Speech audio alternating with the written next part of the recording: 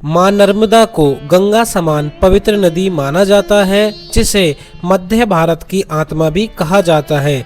इस पवित्र नदी के तट पर स्थित है ओमकारेश्वर द्वीप, जो कि निवास स्थल है देवों के देव महादेव का। महादेव के 12 ज्योतिर्लिंगों में से एक ओमकारेश्वर महादेव, जो कि स्वयंभू शिवलिंग है और यही मौजूद है। आदि शिव का ममलेश्वर शिवलिंग, ये भूमि है भक्ति की, यह भूमि है शक्ति की, यह भूमि है मां नर्मदा की पवित्रता की। तो आइए दर्शन करते हैं इस पवित्र धाम के। तो हमारी यात्रा शुरू होती है उज्जैन से। बहुत से भक्त महाकाल के दर्शन के बाद वापस चले जाते हैं, लेकिन मध्य प्रदेश में 2 शिवलिंग हैं 12 में से। पहला श्री महाकालेश्वर, दूसरा ओमकारेश्वर, जो कि उज्जैन से 150 किलोमीटर दूर है, जहां आप टैक्सी, बस या अपने वाहन से आ सकते हैं, जिसमें 4 से 5 घंटे लग जाते हैं। टैक्सी का किराया यहाँ से 400 रुपये और बस में 300 रुपये के आसपास में लग जाते हैं। लास्ट वीडियो में मैंने बताया था कि आप उज्जैन में कहाँ कहाँ आप दर्शन कर सकते हैं और सभी तीर्थ स्थल के बारे में, उज्जैन के राजा महाकालेश्वर के आसपास में जितने भी तीर्थ स्थल हैं उन सब के बारे में मैंने आपको बताया था। अब हम आपको लेके आ गए हैं पास में ही स्थित दूसरे शिवलिंग के दर्शन के लिए।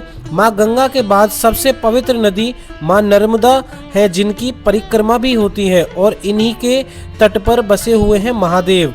ओमकारेश्वर के near by railway station Indore junction है, वहां से भी आप आ सकते हैं। और इंदौर बहुत बड़ा शहर है, तो यहाँ आप फ्लाइट से भी आ सकते हैं। मां नर्मदा एक ऐसी नदी है जिनकी परिक्रमा भी होती है, और इनकी परिक्रमा में काफी आपको मंदिर देखने के लिए मिल जाते हैं, जिनके आप दर्शन कर सकते हैं। साथ ही आपको यहाँ पे संगम भी देखने के लिए मिल जाता है। जब हम उज्जैन से चलते हैं ओमकारेश्वर के लिए, तो लगभग 4 से 5 घंटे का ये हमारा सफर रहता है। इस सफर में 4 से 5 घंटे हमें इसलिए लग जाते हैं क्योंकि अभी रास्ते कुछ जो है वो कच्चे बने हुए हैं।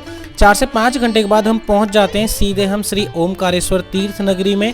जब आप यहाँ उतरोगे तो यहाँ हमें ऑटो मिल जाता है। ऑटो जो है यहाँ से 10 रुपये लेते हैं दोस्तों, थोड़ा आगे मार्केट तक हमें छोड़ देते हैं, तो जल्दी से के लिए आप ना यहाँ से ऑटो ले सकते हैं। जब आपको ऑटो यहाँ छोड़ देंगे, यहीं पर आपको एक मार्केट मिल जाएगी। मार्केट में अगर आप कुछ खाना वगैरह लेना चाहते हैं तो यहाँ खाना पीना आप ले सकते हैं दोस्तों।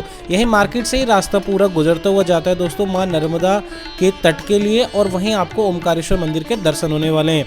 यहाँ से आपको 2 रास्ते मिल जाएंगे। एक होता है स्काई वॉक, जो कि पुल पर होते हुए आप दूसरी तरफ जा सकते हैं। एक रहेगा यहाँ पे गौमुख घाट के लिए, जहाँ पर भी दर्शन कर रहे हैं। तो ये है गौमुख घाट। यहाँ आपको ये दर्शन इस तरह का आपको मिलने वाला है। यहाँ आपको दिन के समय में बोटिंग वगैरह भी होती है, इनमें बोटिंग वगैरह भी आप कर सकते हैं दोस्तों। यहाँ आप इस जगह पे नर्मदा मैया में स्नान करके भगवान के दर्शन करने जा सकते हैं। यहाँ पे कपड़े चेंजिंग के लिए यहाँ की गवर्नमेंट ने सारी सुविधा उपलब्ध कराई हुई है दोस्तों।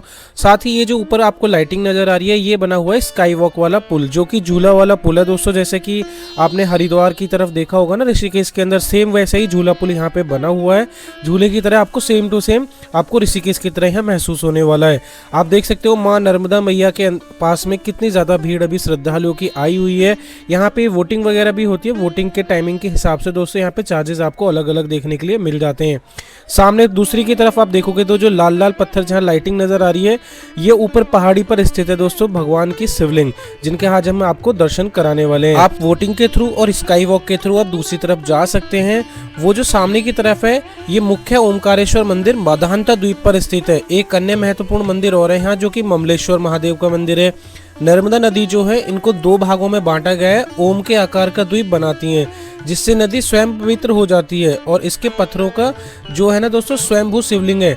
नर्मदा मैया के अंदर जितनी भी आपको जो पत्थर मिलेंगे, वो ऑटोमेटिक ही ना आपको ना शिवलिंग के रूप में आपको दिखते हैं। यहाँ की मार्केट में आप देख सकते हो कि इस तरह के इसमें पत्थर निकलते हैं, जिन्हें हल्का फुल्का घिस के इस आकार में बना दिया जाता है। जब आप ऊपर सीढ़ियों से जाएंगे तो एक पुल और बना हुआ है, जहाँ से मुख्य द्वार है, जहाँ आप ना शिवलिंग के दर्शन के लिए आप जाते हैं दर्शन के लिए, तो मुख्य द्वार आपको यहाँ पर देखने के लिए मिल जाता है। इस मुख्य द्वार कर होते हुए एक चौक आता है। जैसे आप जेपी चौक से अंदर की तरफ आप जाएंगे, तो यहाँ से आप ना जैसे शिवलिंग के दर्शन करने के लिए जाना है, तो यहाँ कर आप जा सकते हैं। यहाँ एक गेट द्वार बना हुआ है बहुत बड़ा, और यहाँ पे काफी ज्यादा जिगजैग बनाई हुई है। जैसे आप इन्हें पार करेंगे तो सामने एक आपको पुल दिखने वाला है दोस्तों, जिससे आप दर्शन के लिए भी हम मंदिर की तरफ जाने वाले हैं। अभी दर्शन में जो टाइमिंग की बात करें, जैसे जनवरी का महीना है, तो अभी 4 से 5 घंटे आराम से लग जा रहे हैं। सामने उस द्वीप पर स्थित है दोस्तों शिवलिंग, जो कि श्री ओमकारेश्वर महादेव जी का यहाँ पे आपको शिवलिंग देखने के लिए मिलने वाला है। आप देख सकते हैं यहाँ की रात में कितनी ज्यादा चमक आपको नजर आ रही है दोस्तों। और सामने जो पहाड़ी पर ओमकारेश्वर पहाड़ पर आदि शंकराचार्य की 108 फीट ऊंची प्रतिमा है, जिसे स्टैचू ऑफ के नाम से जाना जाता है। ये अष्टधातु से बनी हुई है, जो कि 12 साल की उम्र में ओमकारेश्वर आए आदि शंकराचार्य के बाल रूप को दर्शाती है। ये 108 फीट ऊंची है, जैसा कि आप देख सकते हैं पहाड़ी पर बहुत ऊंचे पर ये बनी हुई है। यहाँ पर आप देख सकते हैं एक शू स्टैंड मिल जाएगा। यहाँ आप जैसे कि अपना बैग वगैरह आप जमा कराना चाहते हैं तो चार्जर बेस पे आप जमा कर सकते हैं। यहाँ अगर आप शिवलिंग के जल्दी दर्शन करना चाहते हैं तो वो भी आप कर सकते हैं। यहाँ पे बैंड वगैरह मिल जाता है। यहाँ आरती श्रृंगार दर्शन के बारे में कि कितने बजे कौन कौन सी आरती होती है और श्रृंगार का भगवान का क्या टाइम है, तो यहाँ आपको सारी चीज़ें वो भी मेंशन देखने के लिए मिल जाएंगी। यहाँ से जैसे ही आप पुल से नीचे की तरफ उतरेंगे तो यहाँ से परिक्रमा वाला पथ आ जाएगा, जो कि पैदल का रास्ता होता है। परिक्रमा अगर करना चाहते हैं तो परिक्रमा भी आप कर सकते हैं। और पैदल का जो रास्ता है वो मार्केट करके बीच में से होता हुआ जाता है। बीच में आपको हनुमान जी का एक छोटा सा मंदिर देखने को मिलेगा। वहाँ पे आप मत्था टेक सकते हैं और आगे अपनी लाइन में आप आगे बढ़ सकते हैं। दुकानों पर आपको छोटे छोटे शंख और छोटे छोटे शिवलिंग आपको बहुत ज़्यादा देखने के लिए मिलेंगे, क्योंकि नर्मदा मैया में खुद ही उत्पन्न होते हैं दोस्तों ये शिवलिंग। और शिवलिंग जो है आप कोई सा भी पत्थर यहाँ से घर लेकर के जा सकते हैं। सामने जो ऊपर की तरफ ये सीढ़ियाँ जा रही हैं, आप यहाँ से अंदर जाकर के मंदिर में दर्शन भी कर सकते हैं। यही है निकास द्वार। और जब भीड़ ज़्यादा हो जाती है तो नीचे कर सभी यात्रियों को लेकर के जाया जाता है, जो कि बहुत ज़्यादा यहाँ से आपको जिगजैग देखने के लिए मिलेगा, क्योंकि पहाड़ी बहुत ऊंची है। तो 7 से 8 मंजिला एक तरीके से आपको ऊपर पैदल पैदल चलना होगा, जैसा कि आप देख सकते हैं।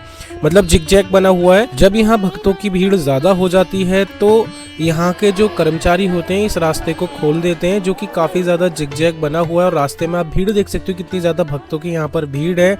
और हम भी काफ़ी देर से यहाँ पे खड़े हुए हैं, जैसे कि आप सभी देख सकते हैं। मतलब जितना टाइम आपको महाकालेश्वर में लगता है उससे ज़्यादा आपको यहाँ लगने वाला है, क्योंकि अभी काफ़ी ज़्यादा ऊपर है और ऊपर तक ना भीड़ काफ़ी ज़्यादा है भक्तों की यहाँ पे। रात का आप यहाँ का नज़ारा देख सकते हैं कि कितना ज़्यादा सुंदर यहाँ का नज़ारा है। अभी जब हम आपके सामने खड़े हुए थे तो दूसरी तरफ खड़े हुए थे किनारे पर, लेकिन अभी हम आ चुके हैं मंदिर के आसपास दोस्तों। और मंदिर के पास हम अभी पहुंचने वाले हैं। मध्य प्रदेश के खंडवा जिले में नर्मदा नदी के किनारे ये ओमकार के नाम से ये द्वीप है। चारों तरफ से आप देखेंगे तो ये ओम के आकार में ये द्वीप बना हुआ है। आप देख सकते हैं कि अभी हम कितने ऊपर आ चुके हैं और अभी हमें 3-3.5 घंटे हो चुका है। यहाँ जो शिवलिंग है दोस्तों, यह 12 ज्योतिर्लिंगों में से एक है और पुराणों में इसे ओमकार पर्वत भी कहा गया है। यहाँ की जो शिवलिंग है वो भूमि से प्रकट हुई थी, इसलिए यहाँ के शिवलिंग को न स्वयं प्रकट माना जाता है दोस्तों। ओमकार के साथ ममलेश्वर मंदिर के दर्शन भी किए जाते हैं, जिससे शिव की कृपा प्राप्त होती है।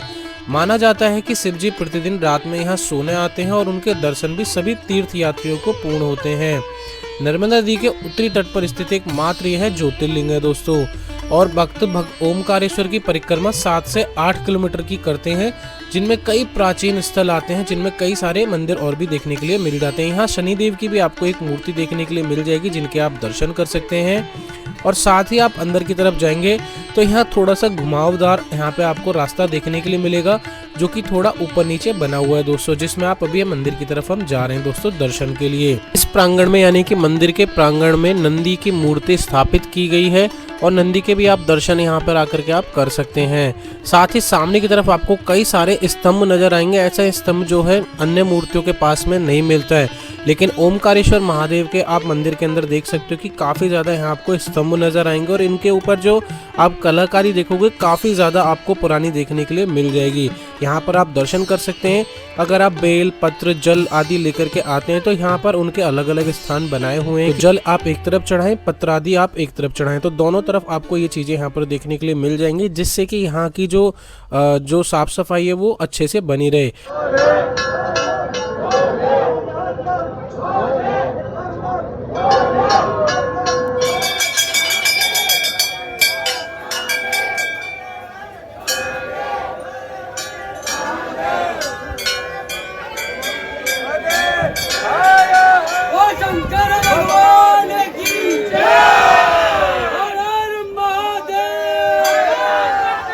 यहाँ सामने की तरफ ही भगवान का आपको शिवलिंग देखने के लिए मिल जाएगा, जिनके आप यहाँ पर आकर के दर्शन कर सकते हैं। काफ़ी दिव्य दर्शन है।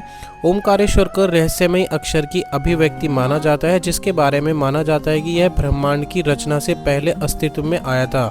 यह क्षेत्र सबसे पवित्र माना जाता है, क्योंकि ऐसा माना जाता है कि शिव के यह 12 ज्योतिर्लिंगों में से एक या प्रकाश के दिव्य लिंगों में से एक के रूप में अवतार लिया था, जैसे ही आप बाहर की तरफ आएंगे दोस्तों तो कुछ इस तरह का आपको यहाँ का नज़ारा देखने के लिए मिल जाएगा।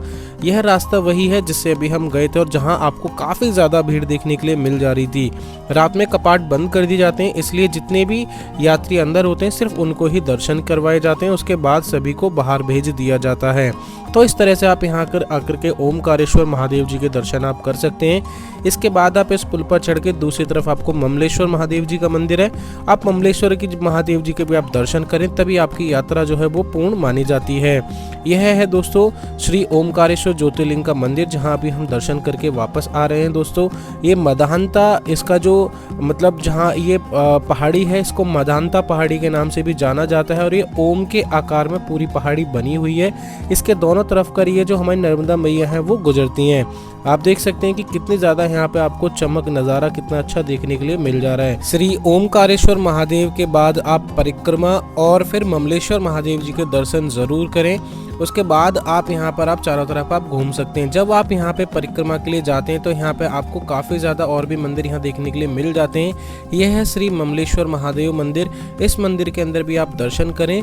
दोनों शिवलिंगों को एक ही माना जाता है, इसलिए दोनों शिवलिंगों का दर्शन करना बहुत ही ज़्यादा ज़रूरी होता है, तभी आपकी जो यात्रा है वो पूर्ण मानी जाती है। यहाँ पे जब आप दर्शन के लिए आएंगे तो कुछ इस तरह का यहाँ पे आपको मंदिर का प्रांगण देखने के लिए मिल जाएगा। मंदिर बहुत हजारों साल पुराना है दोस्तों यहाँ पे, और शिवलिंग जो ये भी स्वयंभू आई हुई है, यानी कि स्वयं भूमि से प्रकट हुई हुई है दोस्तों ये। इसके बाद जब आप परिक्रमा वाले क्षेत्र में जाते हैं तो वहाँ पे आपको काफ़ी ज़्यादा मंदिर और भी देखने के लिए मिल जाते हैं। ये है गौमुख घाट, यहाँ पर आप आकर के स्नान वगैरह कर सकते हैं और वोटिंग वगैरह भी आप यहाँ पे आकर के आप कर सकते हैं। यह है गौमुख का भी दोस्तों थोड़ा सा पानी की आ जाने की वजह से नीचे हो चुका है। यहाँ पर आप पूजा वगैरह आप कराना चाहते हैं तो पूजा वगैरह भी आप यहाँ पर आकर के आप करा सकते हैं। इसके बाद अब हम चलते हैं दोस्तों तो बोटिंग के लिए। तो यह है बोटिंग ओमकारेश्वर में। जब आप जाएंगे तो ऋण मुक्तेश्वर महादेव जी का मंदिर मिलेगा, यानी कि जब आप परिक्रमा वाले मार्ग पर जाते हैं तो यहाँ पर आपको काफ़ी ज़्यादा धर्मस्थल मंदिर देखने के लिए मिल जाते हैं जिनके आप दर्शन करें। साथ ही आपको गौरी सोमनाथ मंदिर मिलेगा, वहाँ पे भी आप दर्शन कर सकते हैं। यह मंदिर से यानी कि ओमकारेश्वर महादेव मंदिर से कुछ ही दूरी पर स्थित है, जहाँ पर आप आकर के इनके दर्शन आप कर सकते हैं।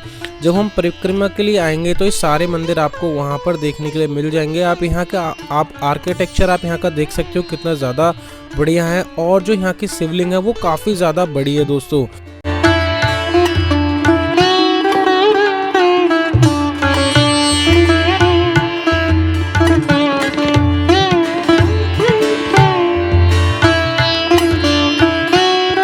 इन सभी के बाद अब अपनी परिक्रमा को आप जारी रख सकते हैं। ये 7 से 8 किलोमीटर की परिक्रमा होती है, आप आराम से इस परिक्रमा को आप पूरा कर सकते हैं दोस्तों। अब हमारे जो है यहाँ पर दर्शन हो चुके हैं, यानी कि ममलेश्वर महादेव के भी दर्शन हो चुके हैं और ओमकारेश्वर महादेव जी के भी दर्शन हो चुके हैं। साथ में हमारी परिक्रमा भी पूरी हो चुकी है। टोटल डेज की हम बात करें तो हमारी जो 3 दिन के अंदर हमने ओमकारेश्वर महादेव और दोस्तों हमारी जो दूसरी शिवलिंग थी श्री महाकालेश्वर जी की, हमने ये दोनों की दोनों कवर कर ली हैं। और हमारी जो कवरेज है यानी कि हमारा आना जाना टोटल टाइमिंग हमें 3 दिन का लग गया है दोस्तों। दिल्ली से 3 दिन के अंदर हम वापस रिटर्न भी हो चुके हैं। टोटल हमें 3 दिन ही लगे दोस्तों आने जाने में और दोनों जगह दर्शन करने में। तो वीडियो अगर अच्छी लगी हो तो वीडियो को लाइक जरूर करें, और चैनल पर अगर पहली बार विजिट करें तो चैनल को जरूर सब्सक्राइब करें। तो इस तरह की वीडियो देखने के लिए, जानकारी लेने के लिए आप हमसे जुड़े रहें, और मिलते हैं हम अगली वीडियो में। हर हर महादेव। मिलते हैं फिर एक नेक्स्ट वीडियो में। Thank you.